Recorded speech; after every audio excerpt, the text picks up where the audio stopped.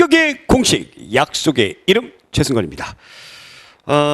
이제 앞서서 우리가 고대 역사 끝나고요. 드디어 이제 중세 고려의 역사를 우리가 또 공부를 해봐야 되는 그런 시간이 되었습니다. 중세 고려의 역사, 과연 고려는 어떻게 출발을 했고 또 어떻게 멸망했는가, 그 정치적인 흐름과 과정에 대해서 알아보도록 합니다. 자, 교재는 39쪽을 참조를 해주시기 바라고요. 여기 이제 아무런 내용이 없죠. 아무런 내용이 없는 이유는 깊은 뜻이 있어서 그래요. 바로 무슨 깊은 뜻이냐? 고려의 500년이 안 되는 그 역사, 그러니까 500년 가까운 그 역사에 대해서 제가 흐름을 정리를 해 드리려고 합니다. 그래서 이거는 뭐 캡처를 해 주셔도 좋고요. 아니면은 이제 여러분들이 그냥 살살 흥미삼아 공부를 해 주셔도 좋고요. 우리가 고려 왕건이 918년도에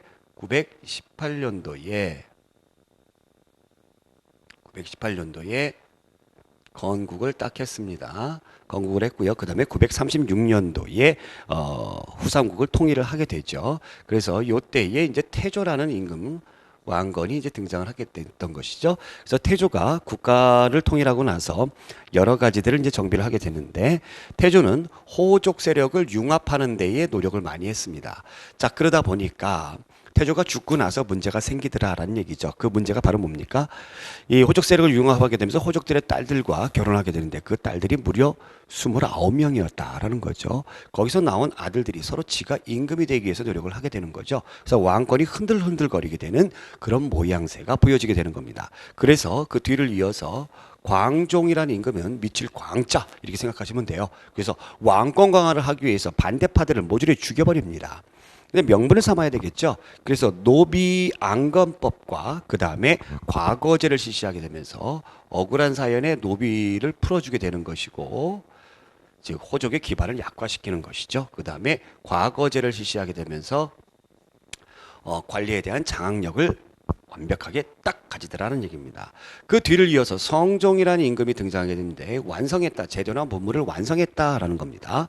그래서 누구를 통해서 했느냐? 아주 유명한 육등부 출신의 학자인 최승로를 통해 가지고 유교적 통치로 국가 체제를 정비하더라라는 얘기입니다. 이게 성종 때였어요. 그래서 성종 때 이렇게 딱 이제 해가지고 어느 정도 국가 체제가 정비가 되고 국력이 모아지는구나라고 생각을 했는데, 요때 태조 왕건 때부터 관계가 안 좋았던 그런 이민족이 쳐들어오게 되는 것이죠. 그 이민족이 바로 누굽니까? 거란족이 쳐들어오게 되더라라는 얘기입니다. 난리가 났죠. 그래서 결국에는 어떻게 하냐라고 하다가 1차 침입 때는 서희라는 사람이 외교 담판을 했고요. 2차 침입 때는 양규가 어느 정도 위기를 모면했고, 3차 침입 때 강감찬의 등장으로 인해서 거란족과의 관계가 끝나더라라는 겁니다. 어찌됐건 간에 거란족을 물리쳤어요. 여기가 이제 연도로 따지면 이제 1000년이 되는 거죠. 1000년 일빵빵. 그러니까 뭐 여기가 이제 10세기가 되는 거죠. 10세기. 네. 자, 그러면 이제 이쪽으로 가게 되면 이제 몇 세기가 되는 거예요? 1100년이니까 11세기가 되는 거죠. 자, 11세기가 됩니다.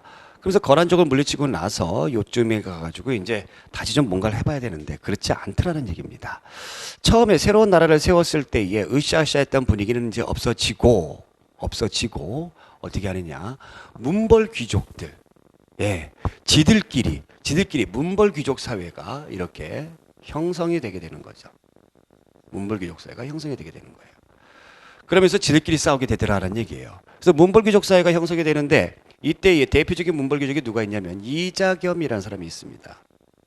자, 이자겸이라는 사람이 딱 있으면서 자기 딸들을 왕들에게 결혼을 시켜버리면서 자기가 왕이 되고자 해요. 근데 왕권이 약하다 보니까 왕이 얘를 제거를 하지 못하고 어떻게 합니까? 얘의 신복인 다른 문벌 귀족을 통해서 제거를 하게 됩니다. 왕권이 실추가 됐다라는 것을 말해주는 간접적인 사건으로 남아져 있는데, 이때에 또 누가 쳐들어오냐면 여진이 쳐들어오더라는 얘기입니다. 여진은 원래 고려를 부모의 나라로 섬겼는데, 어이없게도 당시의 최고 집권자인 이자겸이 여진이 군신 관계를 요구하자 예 알겠습니다 하고 들어주더라는 얘기입니다. 왕권도 실수가 됐습니다만 과거에 정말 자식의 나라처럼 여겼던 여진족에게 우리가 다시 어떻게 생각하는 거죠? 예, 임금처럼 섬겨야 되는 거. 고려인들의 자존심이 무너지는 것이죠. 그래서 이 뒤를 이어서 이런 어떤 고려의 무너진 그런 과정들을 묘청이라는 사람을 통해서 일으켜 세워보고자 했던 것이죠. 묘청이 수도를 옮기면 됩니다라고 이야기를 했어요. 서경으로 옮기면 됩니다. 서경천도 하시면 국가의 권력이 강해지면서 그러면서 우리 당당하게 황제라 칭하시고요. 금국을 정벌하시면 됩니다. 자, 이렇게 얘기를 했는데 결국에 개경에 있는 문벌 귀족들이 반대를 했습니다. 그래서 서경파와 개경파의 다툼에서 누가 이깁니까? 개경파가 이기게 되는 것이죠. 그러면서 묘청의 서경천도 운동은 실패로 끝나게 되는데 문제는 개경파의 가장 대표적인 사람이 김부식이었어요. 근데 이 김부식의 아들이 문제 아주 또라이죠, 또라이. 예, 또라이입니다. 아버지 백 믿고 깝죽깝죽거리게 되는 거죠. 그러면서 나이 먹은 이 무신들의 수염을 잡아 댕기고 뺨을 때리고 결국에는 그래서 무신들이 이때에 들고 일어나게 되면 무신 정변이 일어나더라라는 얘기죠.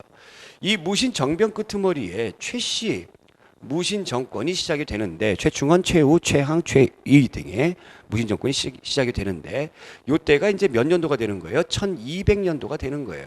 1200년도. 근데 요때에 누가 쳐들어오게 되는 겁니까? 예, 몽골이 쳐들어오게 되더라라는 얘기입니다.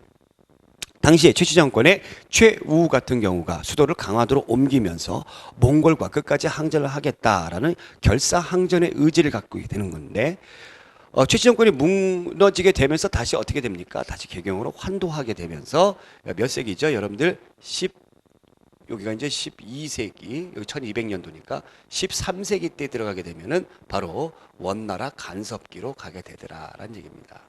자, 원나라 감석기가 되고 그 다음에 이제 14세기 1300년대가 되면서 원나라가 슬슬슬 약해지게 되면서 이 틈을 타서 이때 등장했던 공민왕이 개혁 정치를 하게 되는데 공민왕의 개혁 정치가 원나라 간섭기 때의 원나라를 등에 업고 있었던 권문세족들이 너무 강해가지고 이 개혁 정치가 큰 성과를 거두지 못했고 자, 또 한 가지 여기에서 또 외적들이 쳐들어옵니다. 바로 홍건적과 왜구들이 쳐들어오게 되는 것이죠.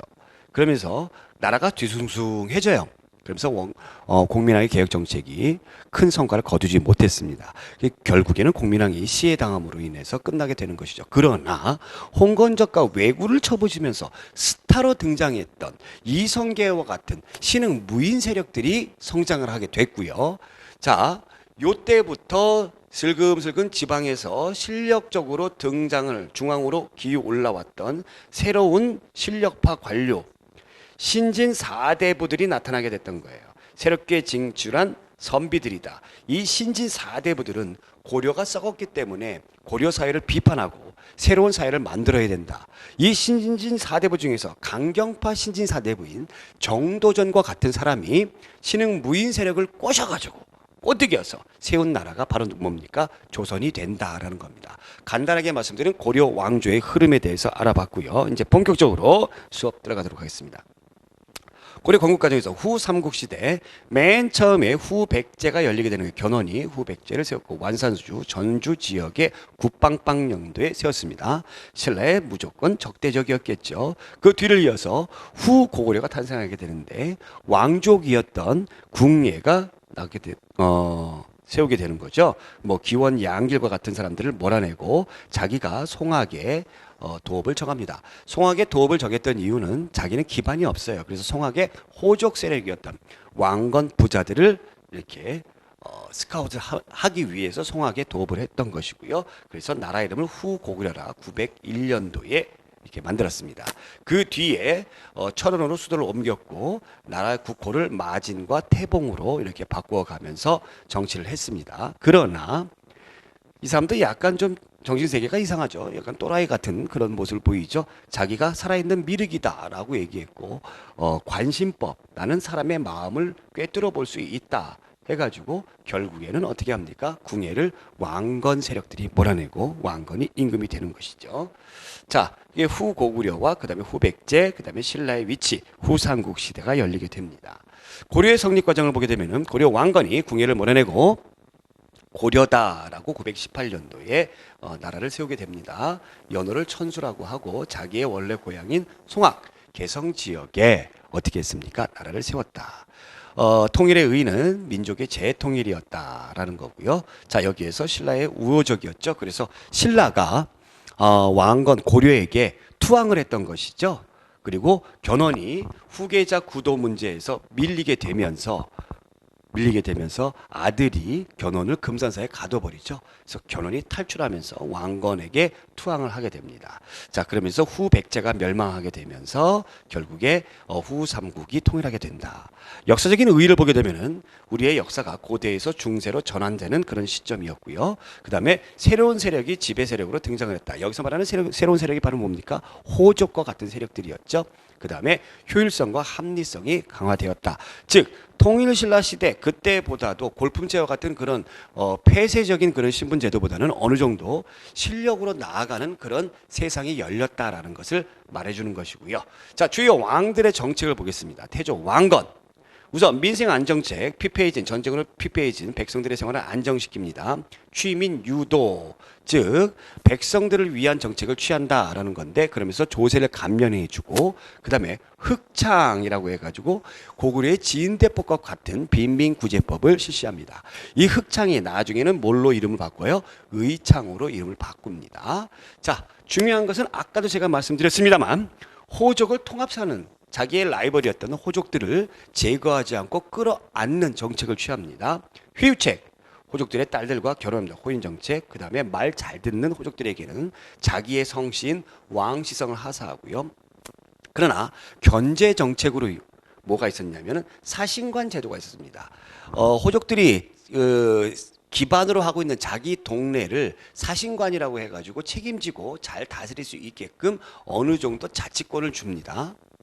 그러면서 기인 제도다 해가지고 신라의 무슨 제도? 상수리 제도와 비슷한 거죠. 신라가 삼국을 통일하고 나서 상수리 제도라고 해가지고 지역에 기반을 두고 있는 그런 사람들의 자제들을 중앙에 와가지고 살게 했던 그런 제도인데, 그것과 똑같은 제도, 즉 인질로 삼았던 것이죠. 이러한 제도를 실시했다라는 겁니다. 자, 또 한 가지 주목할 점은 북진 정책을 실시합니다. 고려가 나라 이름을 고구려를 이어받아 고려라고 했듯이 고구려의 영토를 차지하기 위해서 북진 정책을 합니다. 그런 내용들, 평양을 서경으로 삼아서 굉장히 중요시 여겼다라는 겁니다. 이러한 북진 정책의 일환으로 인해서 고려의 영토가 청천강에서 영흥만에 이르는 지역까지 국경이 확장이 되더라라는 얘기입니다. 자, 그 다음에 유훈 통치라고 해서, 유훈 바로 뭐죠? 유언으로 가르치는 거죠. 유언으로. 훈요 10조.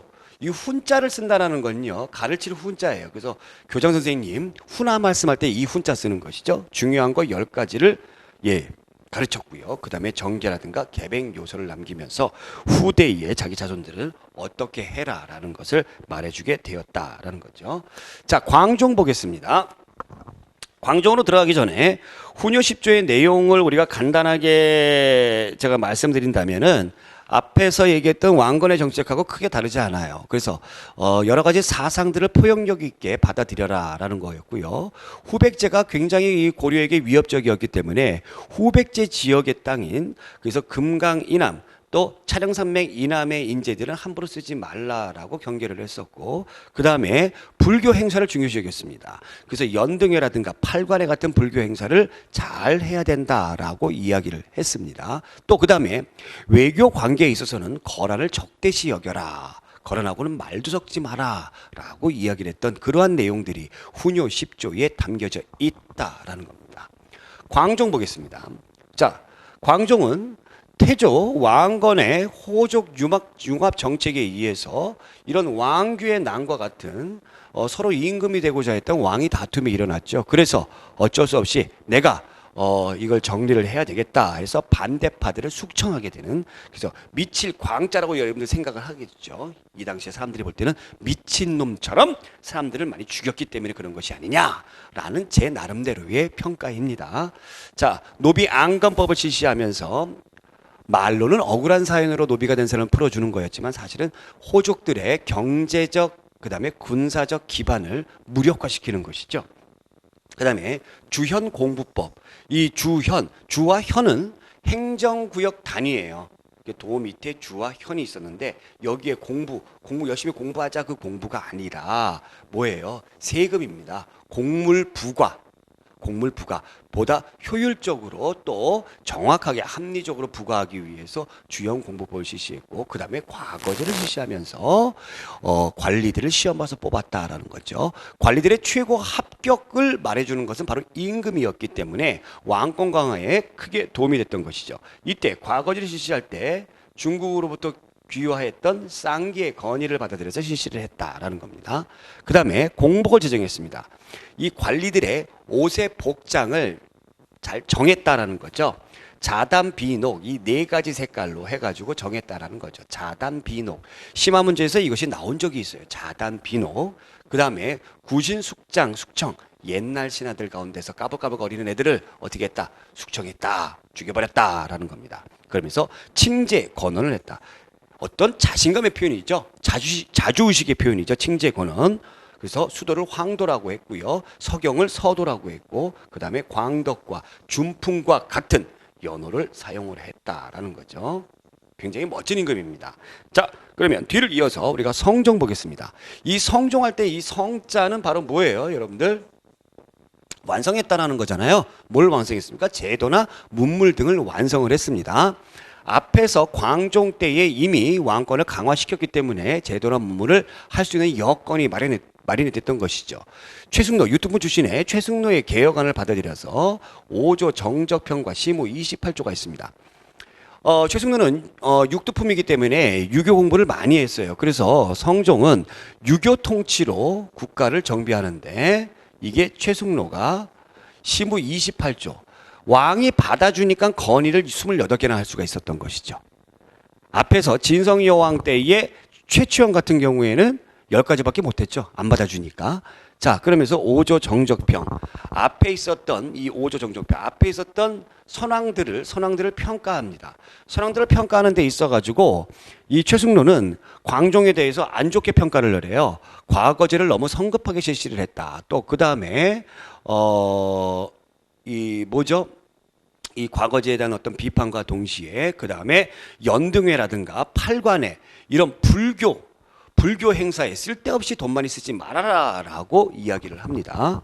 자, 그러면 제도나 문물을 정비했기 때문에 중앙통치기구 이성육부제도 당나라의 삼성육부제도를 본받아서 그 다음에 중추원이라는 국왕의 비서기구가 있었고 그 다음에 삼사라는 회계를 담당하는 기구가 있었습니다. 그 다음에 고려에 아주 독특한 그러한 어떤 뭐라 그럴까요? 고려만의 어떤 제도인 도병마사 식목도감을 주었는데 특히 도병마사는 귀족 최고 회의기구의 명칭입니다. 그래서 국방과 같은 위급한 상황이 벌어졌을 때의 도병마사라는 회의를 열어서 문제를 논의했던 것이죠. 식목도감은 격식과 목차 이렇게 생각하시면 돼요. 그래서 법제를 만드는 그런 기구입니다. 자, 지방제도는 지방의 성종 때 12곳에 12목을 설치를 해서 지방 12곳을 선정을 해서 중요한 요지에 12목을 선정을 해서 관리를 파견했습니다. 관리 파견했고요. 여기 지방관 파견했고. 자, 이때에 성종 때에 거란족이 쳐들어오죠. 성종의 뒤를 이어서 현종 때도 거란족이 쳐들어오는데 현종 때는 이 12목을 거란족의 침략과 관련된 부분이 좀 있습니다. 그래서 군사적인 요충지와 일반 지역을 나뉘어서 5도 양계로 개편을 하게 돼요.